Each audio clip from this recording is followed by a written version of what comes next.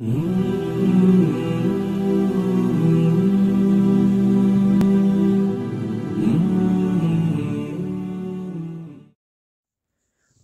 لله وحده و صلات و سلام علی نبی بعده. اما بعد، امروز هم که باشد بعضی از مسئله های صدقه فطر را به شما بیان میکنم، زیرا که در ماه شریف رمضان قرار داریم. این را همگان میدانید. بعضی از مسائل های را بیان میکنم، شاید بعضی برادرها، بعضی خواهرها از این آگاهی نداشته باشند. یعنی در ماه شریف رمضان صدقه فطر دادن واجب است. این را همگان میدانید. به هر یک انسان مسلمان باشد، مکلف باشد، آزاد باشد، صدقه فطر واجب است. این اولا. دوم اینکه چگونه که در دادن زکات مصارف زکات داده می شود. مصارف زکات 7 گروه هستند یا 8 گروه هستند. در دادن صدقه فطر هم باید به مصارف همون فطر داده شود.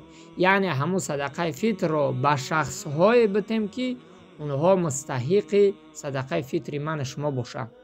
این را فراموش نکنیم. به خاطر که امروز بعض انسان ها صدقه فطرشون شخص های را میتیند که اونها بایستند. اونها خودشون باید صدقه فطر ادا کنند. بالفرض کردیم اگر یک بگیم که محمد از احمد 20 سومون قرضدار بود. محمد از احمد 20 سومون قرضدار بود. محمد سینی احمد گفت که من همون 20 سومونی که در تا قرضدار هستم همون را در صدقه فطر در تا چکو کردم بخشیدم. در حالی که احمدم آدمی بگیم که شرایط داره، باید او صدقه فطر بده. آیا همین انسان در بدل همون قرضی که صدقه فطرش بخشیده است، آیا صدقه فطرش ادا می شود یا نمی شود؟ علل خصوص محمد عمر سربازی علیه رحمه میگوید که جایز نمی شود. به خاطر که اون شخص را داده است که اون شخص خودش چی است؟ صاحب صدقه فطر است. باید فطرش خودش بده. به همین خاطر در بدل قرضی که او انسان داده باشین، اگر صدقه فطر در همون حساب کنین، صدقه فطر تو درست نمی شود. در حالی که همون انسان اگر توانمند باشه. و الا اگر هم کسی را قرض داده که او انسان کمبغل بود، نادار بود، صدقه فطرتون در همون حساب کنید، در اینش اشکال نداره.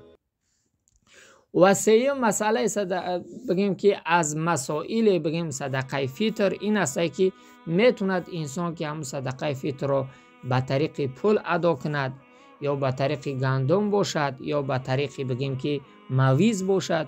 انسان هایی که نادار هستند، او شرایط خوب ندارند، او را به گندم حساب میکنند. یعنی گندم امروز 5 سومونی هسته، لیکن بهترش خوبترش این که 7 سومونی بده.